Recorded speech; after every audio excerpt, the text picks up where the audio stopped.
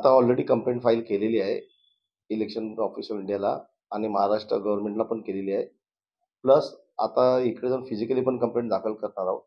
माझ्याकडे ही यादी आलेली आहे ज्याच्यामध्ये 150 विधानसभा क्षेत्र ऐरोली, त्याच्यामध्ये 41,41,546 नावं आहेत जी इकडे पण आहेत आणि त्यातली पाटण, वाई, कोरेगाव, ही बघा यादी आहे. कोरेगाव, सातारा, जुन्नर, आंबेगाव, भोर ही संपूर्ण नावं इकडे पण आहेत आणि तिकडे पण आहेत. आणि किती किती आहे त्याचाही फिगर आहे.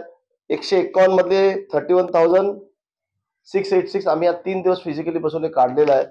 ह्याच्यामधली 151 मधली नाव 261 पाटण 4423, 151 256 वाई 3372. ही जी सर्व अशी नावं आहेत अशी मिळून 71,000 नावं आहेत. आणि इलेक्शन जेव्हा लढलं जाते ते वोटर लिस्टवरच लढलं जाते.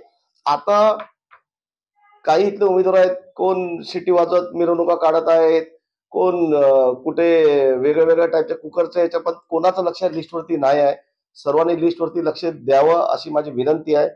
ही जी नावं आहेत याच्यापैकी जे काही लोक जे आहेत गोरगरीब, ते आपल्या गावाची ओढ असल्यामुळे गावाला जातील, तिथे वोटिंग करायला जातील. तेव्हा खूप जास्ती शक्यता आहे ह्यांची यादी, इकडचे यादी क्रमांक पण माझ्याकडे आहे.